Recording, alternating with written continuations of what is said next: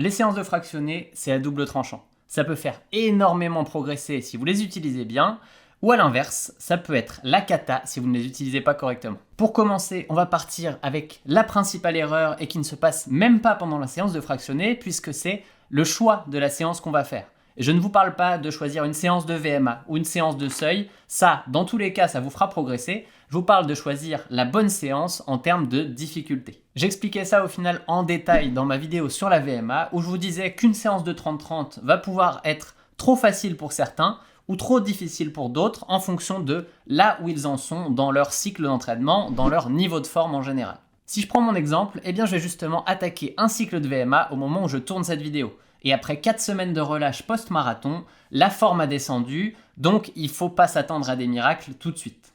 La séance que je vais faire, c'est donc un 16 x 30-30, une séance assez facile sur le papier et qu'il va falloir respecter à la lettre pour ne pas me blesser, parce que le but de cette séance, c'est une séance d'introduction à la VMA, c'est de réhabituer progressivement le corps aux impacts, à l'intensité de ce type de séance, et ensuite, de semaine en semaine, ça va progresser jusqu'à atteindre, je crois, un 14 fois 1 minute à la fin de mon cycle de VMA. Celle-là, elle va clairement piquer. Bref, la bonne séance, c'est celle qui correspond à votre niveau de forme actuel, et ensuite, vous allez pouvoir faire progresser graduellement la difficulté de cette séance de semaine en semaine. Le deuxième point, c'est un classique, c'est l'échauffement, car l'échauffement c'est hyper important avant une séance de fractionné. C'est important d'y aller progressivement, quelle que soit la séance, même sur un footing, mais sur un fractionné, c'est crucial à la fois pour ne pas se blesser et pour pouvoir être à 100% pendant sa séance, pour pouvoir vraiment s'exprimer.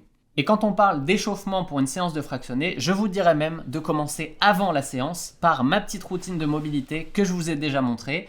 Et une fois que vous avez terminé ça, eh bien vous pouvez attaquer l'échauffement complet que je vous ai aussi montré dans une autre vidéo. Et si vous avez fait la mobilité plus l'échauffement complet, là vous serez à 100% pour attaquer votre séance, il n'y aura aucun souci. Une autre erreur classique, eh bien, c'est de commencer sa séance de fractionné plus vite que ce qui est prévu et de la finir plus lentement, voire de la finir totalement à l'agonie dans certains cas. On l'a tous déjà fait, pas de honte à ça. L'important, c'est d'apprendre de nos erreurs et de faire mieux la fois d'après. Du coup, on va mettre les points sur les i. La bonne allure en séance de fractionné, c'est celle qui est prévue pour la séance. Point. Ne soyez pas trop gourmand en début de séance, car oui, à ce moment-là, tout vous paraîtra facile. Vous avez zéro fatigue dans les jambes, donc vous serez capable d'aller plus vite que l'allure qui est prévue.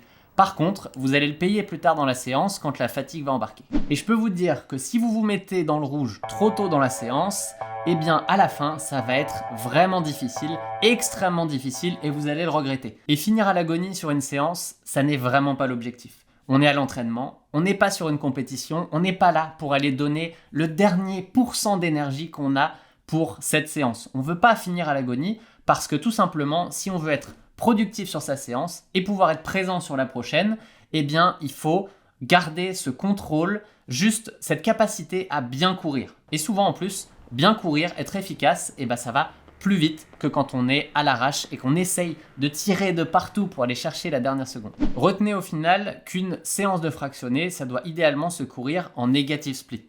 On part conservateur sur l'allure qu'on a prévue, et en deuxième partie de séance, quand on a passé la moitié, eh bien si on sent qu'on est capable d'accélérer, on y va très progressivement en remettant un tout petit peu.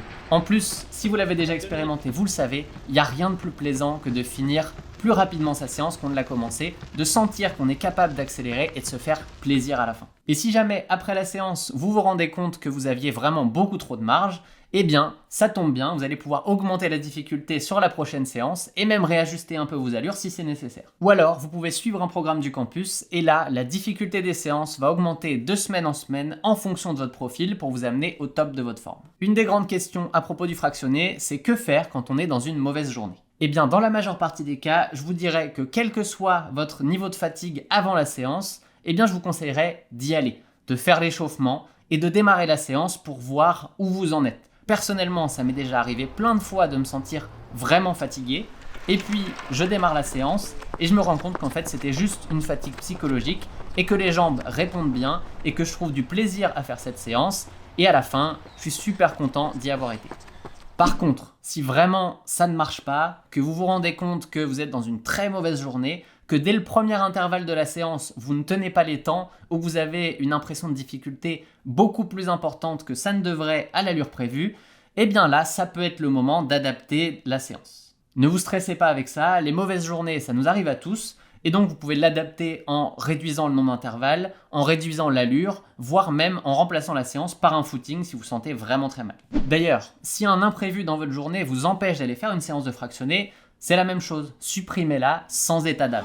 Une seule séance loupée dans un plan d'entraînement ne fera jamais la différence sur le plan au global. Si vous devez retenir quelque chose, c'est que c'est toujours le plan qui doit s'adapter à l'athlète et pas l'inverse. Car au final, mieux vaut ne pas vouloir faire une séance coûte que coûte, une séance qui pourrait nous amener une blessure ou une fatigue qui va être délétère dans le futur. Évidemment, ça doit rester exceptionnel si on veut progresser, on ne peut pas chaque semaine supprimer une séance. Le but c'est de se dire que exceptionnellement, si on se sent pas bien, eh bien là on peut la supprimer. Évidemment, on ne doit pas utiliser ça non plus comme une excuse si on a juste la flemme d'aller courir. Une autre erreur qui est vraiment un classique, surtout quand on est jeune, c'est de vouloir faire du fractionné tout le temps. Parce qu'on se dit que les séances de fractionné, ce sont celles qui font le plus progresser, donc on veut en faire un maximum. Malheureusement, ça ne marche pas comme ça. Le fractionné, c'est une séance qui est intense pour le corps, et si on en fait trop, eh bien ça ne va pas fonctionner. Il ne va pas répondre comme on l'entend. Soit on va se blesser, soit on ne va pas progresser tout simplement. Si vous regardez par exemple le programme des meilleurs coureurs du monde, j'avais déjà analysé le programme marathon d'un Kipchoge par exemple, eh bien il va y avoir 3 séances de fractionné maximum par semaine. Alors que ces athlètes-là, ils vont courir 12 fois par semaine, voire plus. Mais il y aura seulement 3 séances de fractionné. Et s'ils ne font que 3 séances de fractionné sur 12, eh bien ce que ça veut dire, c'est que le reste du temps, ils font du footing.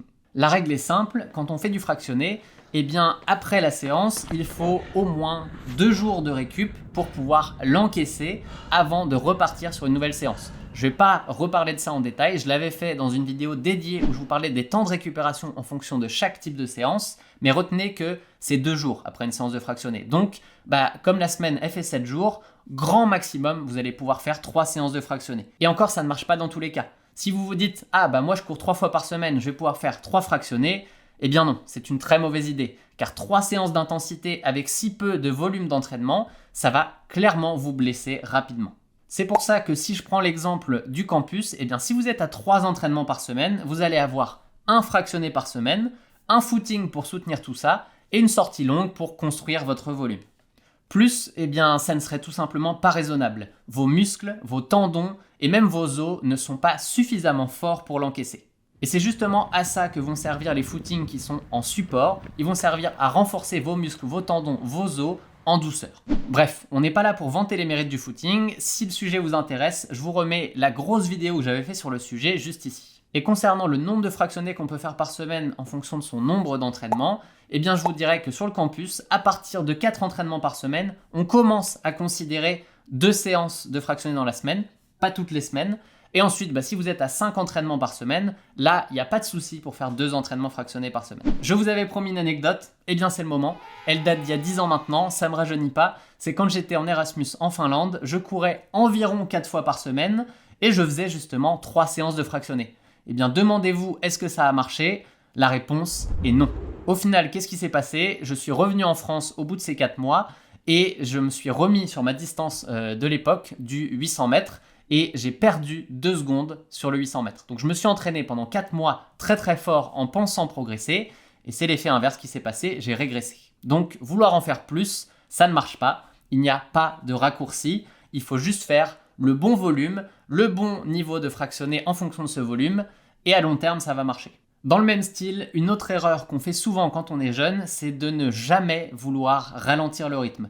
On veut faire du fractionné toute l'année, des séances au carton toute l'année parce qu'on se dit que si on ralentit et qu'on arrête de faire du fractionné à un moment, on va régresser. Oui, c'est vrai, en soi, si on arrête de faire du fractionné pendant une période, je viens de le faire pendant 4 semaines après mon marathon, eh bien j'ai régressé. Mais ça n'est absolument pas un problème. Ça va permettre au corps de se régénérer, au mental de se remettre en forme aussi, et quand on va repartir sur un nouveau cycle d'entraînement, eh bien on va être tout simplement plus fort, on ne va pas se blesser à long terme et on ne va pas avoir de lassitude psychologique. De toute manière, un pic de forme, ça ne dure pas éternellement. Donc, j'avais un pic de forme avant mon marathon. Si j'avais voulu le prolonger, j'aurais peut-être pu le faire pendant 1 mois et demi. Mais de toute manière, à un moment, naturellement, le corps aurait demandé à ce que ça ralentisse et il m'aurait fait perdre la forme que j'avais à ce moment. Donc, mieux vaut choisir par nous-mêmes les moments où on ralentit un petit peu le rythme avant de repartir sur un nouveau programme d'entraînement comme je le fais actuellement. Une autre erreur qui va encore avoir un lien avec les footings, j'en ai pas fini avec ça, eh bien c'est de courir trop rapidement les footings qui sont entre les séances de fractionnés. Parce que il y a une règle en course à pied, c'est que les séances de fractionnés, on doit avoir notre 100% d'énergie à y donner parce que c'est là où on va avoir le maximum de notre progression. Et les footings, ils doivent juste être là en support. Donc on doit les courir lentement. On ne doit surtout pas générer de fatigue pendant ces footings, on doit garder son énergie pour les fractionner. Et même si vous courez 15 secondes, 30 secondes au kilomètre plus rapidement que votre allure de footing, eh bien ça paraît toujours facile, pourtant vous allez commencer à générer de la fatigue. Et cette fatigue, eh bien c'est de l'énergie que vous aurez en moins pour être à 100% sur votre séance de fractionné. Les footings, on est là pour être relax, pour faire du volume, on y va en douceur, point. Et oui, je vais aussi vous placer de la nutrition et de l'hydratation dans cette vidéo parce que avant une séance de fractionné et même après, c'est quelque chose de crucial si on veut vraiment pouvoir faire une belle séance et progresser grâce à elle. Parce que oui, pour pouvoir faire une bonne séance de fractionné, il faut avoir ingéré les bonnes choses avant sa séance. Ni trop, ni pas assez pour avoir suffisamment d'énergie pour la séance, mais pas se sentir trop lourd non plus. Typiquement, un repas sain, équilibré, 3 heures avant d'aller courir, ça fonctionne sans problème, vous n'avez pas besoin de vous poser plus de questions que ça. Par contre, si vous n'avez pas le temps de faire ça dans les 3 heures environ avant la course, eh bien vous pouvez simplement faire une petite collation 30 à 45 minutes avant de courir. Quelque chose de très léger. Moi, j'aime beaucoup utiliser la banane parce que la banane est un fruit qui se digère donc super rapidement. En 30 minutes environ, on l'a digéré et on peut faire sa séance. Et si vous partez sur une grosse séance qui va quand même être très intense, assez longue, eh bien vous pouvez aussi prendre un gel, une pâte de fruits ou quelque chose de sucré, des dattes par exemple, au milieu de votre séance pour avoir un petit boost d'énergie parce que ça peut être intéressant pour rendre à la fin de votre séance plus facile.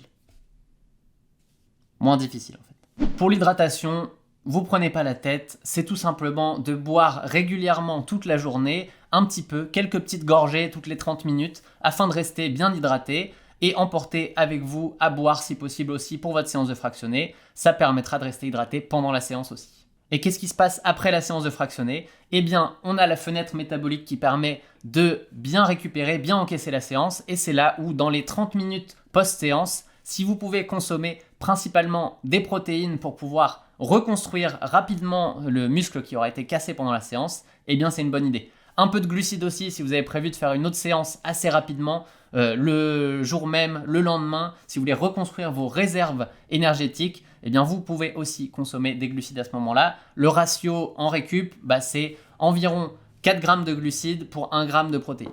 Voilà, je pense qu'avec ces conseils, vous avez tout pour pouvoir gérer votre séance de fractionné de la meilleure des manières et pour pouvoir vraiment en tirer les bénéfices à chaque fois.